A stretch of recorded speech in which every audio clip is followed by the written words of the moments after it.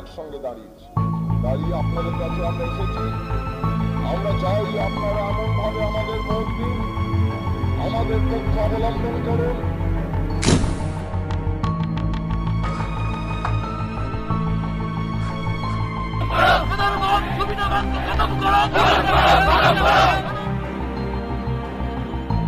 Policiers et soldats les attendent.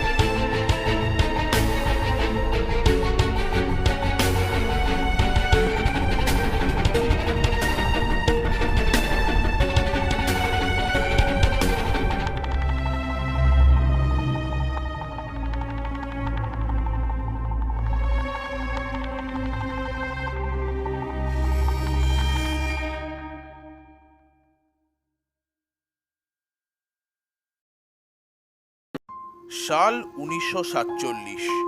দেশ তখন স্বাধীন আর সারা দেশের ওপর কংগ্রেসের একাধিপত্য।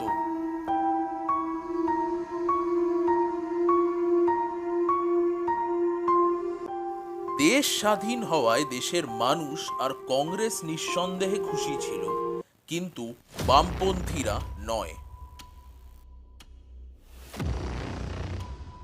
তার কারণ ছিল স্বতন্ত্র ভারতের যে ছবি তাদের মনে বর্তমান ছিল, বাস্তবের সাথে তার কোনো মেল ছিল না। কমিউনিস্টরা চিরকালই ভারতকে একটা বামপন্থী দেশ বানাবার স্বপ্ন দেখেছিল। ওরা ভেবেছিল যে ইংরেজদের যাওয়ার পর ওরা ভারতকে রুশ আর চীনের পর বামপন্থের তৃতীয় স্তম্ভ বানাবে, কিন্তু সে আশা তাদের পূর্ণ হয়নি। কমিউনিস্ট আর কংগ্রেসীদের মধ্যে স্বতন্ত্রতা সংগ্রাম চলাকালীনই একটা রেষারেষি চলত। কমিউনিস্টরা কোনোদিনই গান্ধীজির অহিংসাবাদকে সমর্থন করেনি।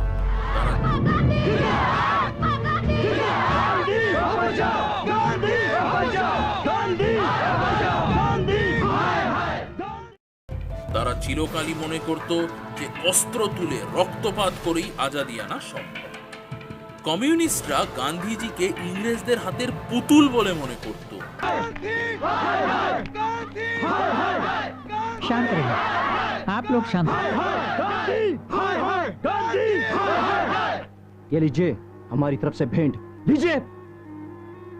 भगत सिंह, सुखदेव, राजगुरु, आप चाहते तो उन्हें बचा सकते थे, लेकिन आपने उन्हें बचाया नहीं। देखो, उन्हें बचाने के लिए मैं खुशी से अपना जीवन भी दे देता, पर बेटे सच बात तो यह है कि वो खुद ही जीना नहीं चाहते थे। क्यों क्यों भूल रहे हैं आप? अंग्रेज सरकार की तरह आप भी नहीं चाहते थे कि वो जिए, इसलिए आपने कोशिश ही नहीं की। क्यों क्यों यकीन करे आपका? इतिहास आपसे ये सवाल हमेशा करेगा। সাল 1920-তে মস্কোতে আয়োজিত কমিউনিস্ট ইন্টারন্যাশনাল প্রোগ্রামে গান্ধীবাদের প্রচুর নিন্দা করা হয়। কমিউনিস্টরা বলে যে গান্ধীবাদ ভারতকে একটা কমিউনিস্ট দেশ বানাবার পথে খুব বড় বাধা। एक और बात थी, पैक्ट से अलग 3 नौजवानों को फांसी दी जाने वाली है। Do you mean Bhagat Singh? उसके शहीद हो जाने से देश का माहौल शायद बिगड़ सकता है। क्या इस बारे में कुछ किया जा सकता है? I quite appreciate your view, Mr. Gandhi, but I cannot conceive of anyone who is more thoroughly deserving of capital punishment than Bhagat Singh.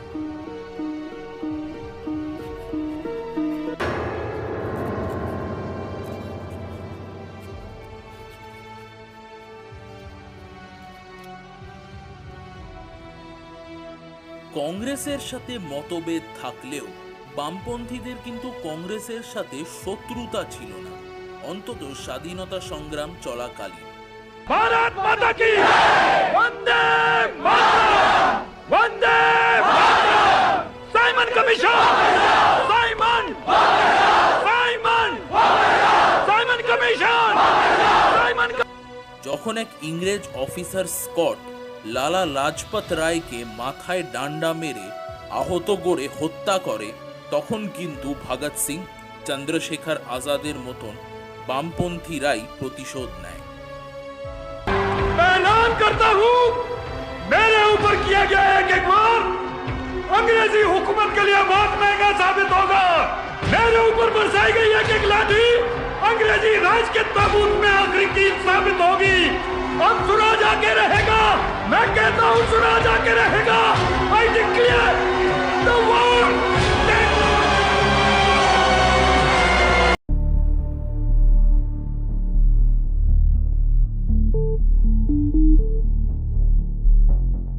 লালাজির হত্যাকারীকে খুন করার পর কমিউনিস্টরা পুরো লাহোরে জায়গায় জায়গায় পোস্টার চিপকে দেয়, যার উপর লেখা ছিল ব্লাড ফর ব্লাড। কমিউনিস্টরা যতটা অপছন্দ করত কংগ্রেসকে, ততটাই অপছন্দ করত মুসলিম লীগকে।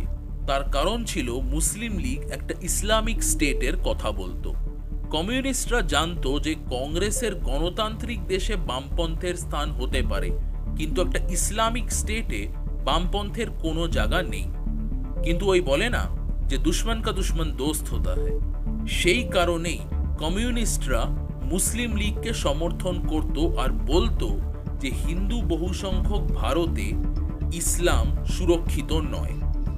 মুসলিম লীগের পাকিস্তানের দাবিকেও একসময় ভারতের আর বিশেষ করে বাংলার কমিউনিস্টরা সমর্থন করত। I send you my cordial greetings on behalf of the Muslim India, and I feel we have your good wishes. As you know, of the many races, creeds and religions that inhabit the vast subcontinent of India, there are two major nations, the Hindus and Muslims. 100 millions of Muslims cannot be characterized as a minority. We are 70 millions in the northwestern and northeastern zones of India. We constitute a majority of 70% against the caste Hindus in these homelands of ours. We want the division of India into Hindustan and Pakistan because that is the only practical solution. তখন বাংলায় মুসলিম লীগের সরকার ছিল আর মুখ্যমন্ত্রী ছিল সোহরাওয়ার্দী, যাকে দায়ী করা হয় ডাইরেক্ট অ্যাকশন ডে এর জন্য। বলা হয় যে জ্যোতি বাসু নিজে সোহরাওয়ার্দীর খুব বড় সমর্থক ছিলেন।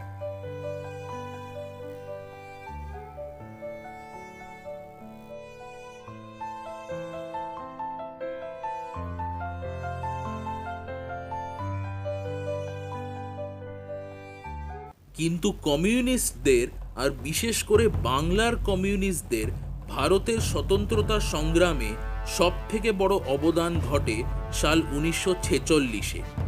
18ই অগস্ট সাল 1945-এ খবর আসে যে নেতাজি সুভাষচন্দ্র বোস বিমান দুর্ঘটনায় প্রাণ হারিয়েছেন।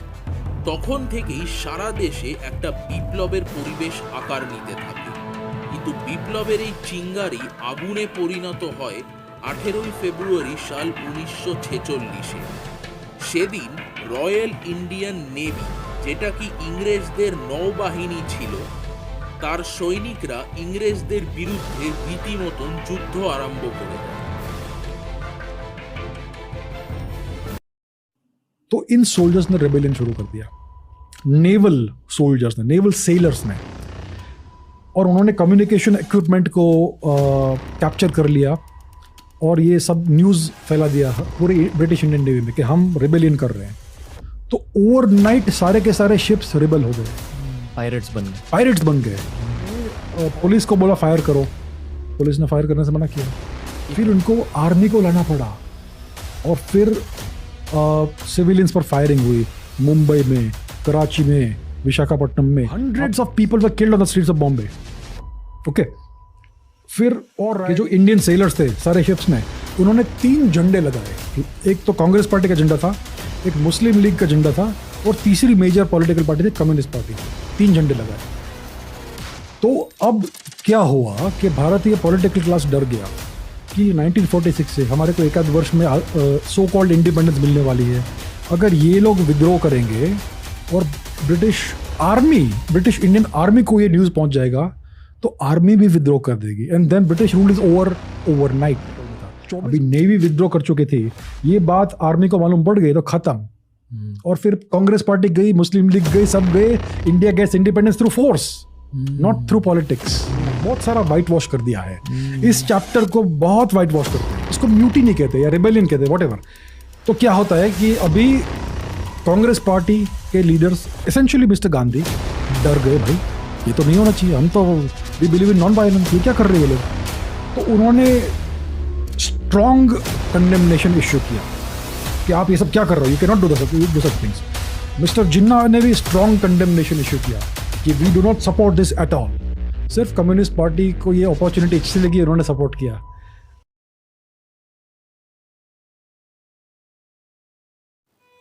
যখন এই বিদ্রোহটা শুরু হয়, বামপন্থীরা মনে করে যে এটাই মোক্ষম সুযোগ তাদের লক্ষ্যভেদ করার জন্য। কিন্তু এই আন্দোলন বা বলা চলে বিপ্লবটা কয়েকদিনের মধ্যেই শেষ হয়ে যায়। এরপর মুসলিম লীগের সাথেও কমিউনিস্টদের দূরত্ব বেড়ে যায় ডাইরেক্ট অ্যাকশন ডে এর পর থেকে। মানে এই সময় অবধি ব্যাপারটা খুব পরিষ্কার হয়ে গেছিল যে ভারত আর কয়েকদিনের মধ্যেই স্বাধীন হবে এবং ভারত পাকিস্তানের পার্টিশনও হবে। বামপন্থীরা বুঝে যায় যে এই খেলাটা এবার তাদের হাতের বাইরে চলে গেছে।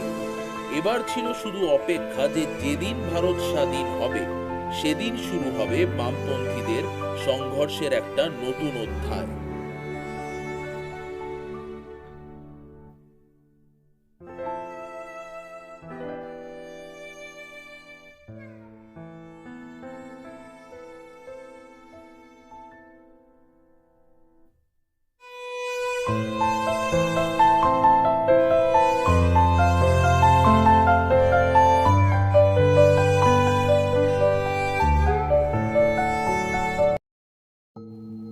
কমিউনিস্টদের সামনে সবথেকে বড় চ্যালেঞ্জ ছিল বাংলার মানুষের মনে নিজের একটা জায়গা তৈরি করা।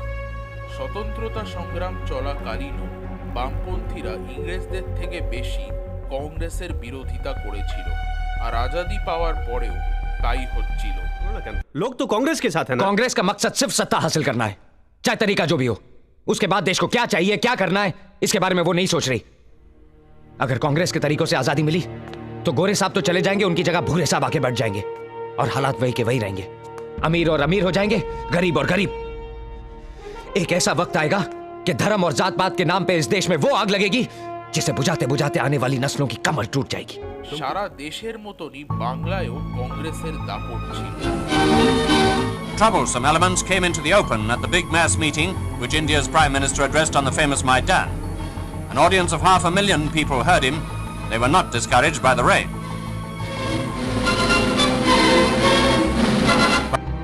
জ্যোতি বাসু প্রায়ই কংগ্রেসকে কটাক্ষ করে বলতেন যে কংগ্রেস এই দেশটা ইংরেজদের থেকে উপহার হিসাবে পেয়েছে। Your party is now against Mrs. Gandhi and her ruling Congress, whereas the Communist Party of India supports her. Why are you against her? Mrs. Indira Gandhi represents the capitalist class as much as her opponents do, the other Congress. But we have been supporting Mrs. Gandhi on certain specific issues, if those help the people. But unfortunately, at the moment, she is pursuing policies with regard to West Bengal, Kerala, and so on, where we have to oppose her. Her detractors say that she's pro-communist. How do you feel? Well, I don't see how a representative of the capitalist class can be pro-communist.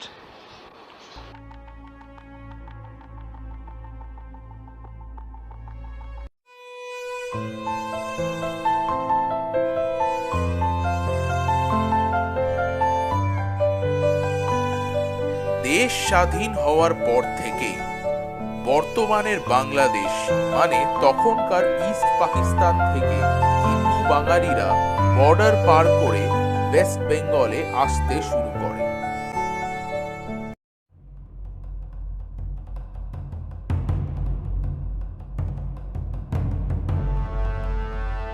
সাল 1950 আসতে আসতে তাদের সংখ্যা বেড়ে প্রায় 4,50,000-এর কাছাকাছি হয়ে যায়। আর যেহেতু কলকাতা পশ্চিমবঙ্গের এবং তখনকার ভারতের সবথেকে বিখ্যাত এবং বিকশিত শহর ছিল, রেফিউজিরা দলে দলে সেখানে গিয়ে আশ্রয় নিতে আরম্ভ করে। আর বামপন্থীরা এদেরকে ব্যবহার করে রাজনৈতিক লাভের জন্য।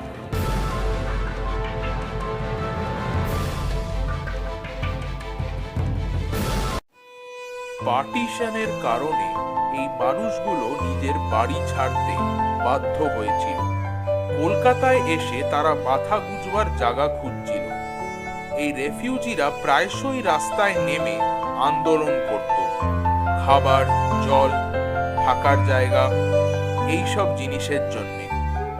বামপন্থীরা একটা সুযোগ দেখতে পায়। এখানে বামপন্থী বলতে কিন্তু শুধু সিপিআই এর কথা হচ্ছে না, তাছাড়াও অনেক ছোট ছোট বামপন্থী দল সেই সময় ছিল। কিন্তু হ্যাঁ, তারা সবাই যা করত বেশিরভাগ সময় সিপিআই এর নির্দেশেই করত। জ্যোতি বাসু নিজে বেশিরভাগ সময় এই আন্দোলনগুলোর নেতৃত্ব করতেন। সাল 1950-এ সবার আগে ইউসিআরসি বলে একটা সংগঠনের স্থাপনা করা হয়, যার পুরো নাম হলো ইউনাইটেড সেন্ট্রাল রেফিউজি কাউন্সিল। অন্য একটা বামপন্থী দল রেভলিউশনারি সোশ্যালিস্ট পার্টিও একটা সংগঠনের স্থাপনা করে, যার নাম ছিল আরসিআরসি মানে রেফিউজি সেন্ট্রাল রিহ্যাবিলিটেশন কাউন্সিল। সাল 1950 আসতে আসতে রেফিউজিদের মধ্যে অন্তত বামপন্থীরা জনপ্রিয় হয়ে ওঠে। আর জ্যোতি বাসু সেই সময় উনি সিপিআই এর ছিলেন, কিন্তু উনি সারা বামপন্থী গ্রুপের মধ্যে নিজের একটা খ্যাতি তৈরি করে নিয়েছিলেন। ওনার এক প্রভাবশালী বামপন্থী নেতা হিসাবে খ্যাতি হয়ে গেছিল। এবার আর ওনার সিপিআইকে দরকার ছিল না, সিপিআই এর ওনাকে দরকার ছিল।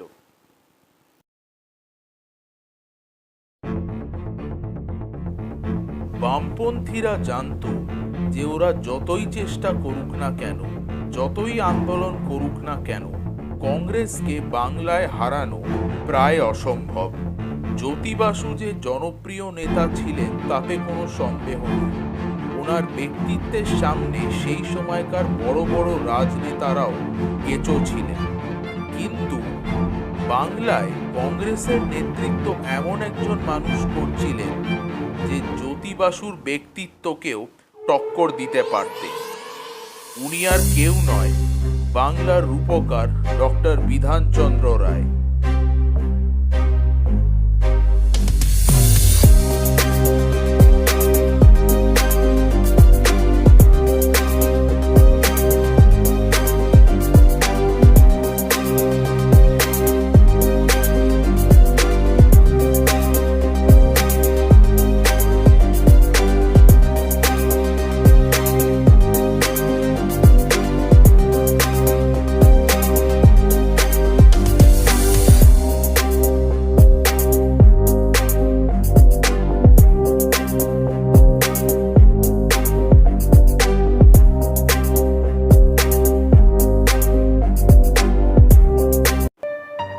ডক্টর বিধানচন্দ্র রায় বাংলার দ্বিতীয় মুখ্যমন্ত্রী ছিলেন। উনি টানা 14 বছর বাংলার মুখ্যমন্ত্রী হিসাবে কাজ করেছিলেন। উনি প্রথম বিজয়ী হন সাল 1948-এ, আর ওনার এই যাত্রা শেষ হয় সাল 1962-তে ওনার মৃত্যুর পর। ডক্টর বিধানচন্দ্র রায় আর জ্যোতি বসু দুজনেই ছিলেন এক প্রভাবশালী ব্যক্তিত্বের মালিক। ওনারা দুজন দুজনকে রাজনৈতিক বিরোধী হিসাবে তো দেখতেনই, কিন্তু যথেষ্ট সম্মানও করতেন। ডক্টর বিধানচন্দ্র রায়ের ব্যক্তিগত সম্পর্ক ছিল তখনকার আমেরিকান প্রেসিডেন্ট জন এফ কেনেডির সাথে, আর জ্যোতি বাসু কিউবা দেশের বিখ্যাত কমিউনিস্ট নেতা ফিডেল ক্যাস্ট্রোকে খুব সম্মান করতেন। জন এফ কেনেডির প্রভাব ডক্টর বিধানচন্দ্র রায়ের ওপর ছিল, তাই উনি বিধানসভায় প্রায়ই বামপন্থের বিরুদ্ধে কটাক্ষ করে বলতেন। ডক্টর বিধানচন্দ্র রায় আর জ্যোতি বসুর মধ্যে প্রায়শই কথা কাটাকাটি আর বাদ বিবাদ হতো। ওনারা দুজনকে কটাক্ষ করতে আর ব্যঙ্গ করতে ছাড়তেন। একবার বিধানসভায় এক সেশনে ডক্টর বিধানচন্দ্র রায় বলেন যে বামপন্থীরা সব নাটক বদলে দিচ্ছে, আর যত বিখ্যাত নাটক আছে সেগুলোতে একটা বামপন্থী স্বাদ নিয়ে আসতে চেষ্টা করছে। জ্যোতি বসু তৎক্ষণাৎ উঠে দাঁড়িয়ে বলেন, আচ্ছা তাই নাকি, বলুন তো কোন নাটকটা কমিউনিস্টরা বদলে দিচ্ছে? বিধানচন্দ্র রায় বললেন, না, তা এভাবে বলা যাবে না, কোনো নাম নেওয়া যাবে না। জ্যোতি বসু বলেন যে না, তা তো চলবে না, আপনি যখন অভিযোগ করেছেন আপনাকে নাম নিতেই হবে। আপনি কিন্তু এবার হিটলারের মতন আচরণ করে ফেলছেন। ডক্টর বিধানচন্দ্র রায় বলেন একটু মুচকি হেসে, তুমি স্টালিনের মতন আচরণ করলে আমাকে তো হিটলারের মতন আচরণ করতেই হবে।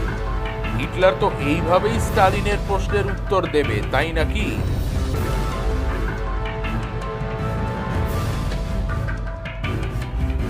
राष्ट्रपति जी ने आपातकाल की घोषणा की है, इससे आतंकित होने का कोई कारण नहीं है। By clause 1 of article, hello Gurvinder, तू अपने सारे बंदों को बोल दे, अपने खुद के सारे पर्चे चला दियो। 352 of the constitution. हेलो, सभी स्वयं से कह दो कि जल्दी से नागपुर पहुंच जाए। अनगफा कलाम। I, Fakhruddin Ali Ahmed, President of India, by the proclamation declared. Hello comrades, তোমরা সবাই লুকিয়ে পড়ো আর যত প্যাম্পলেটস আছে সব জ্বালিয়ে দাও। That a grave emergency exists whereby security of India is threatened by internal disturbances. सुनो, ये मालदा ऑफिस में रेड हुआ है।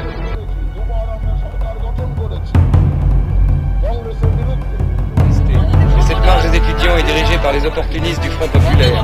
Ce sont eux qui ont mis en prison les leaders.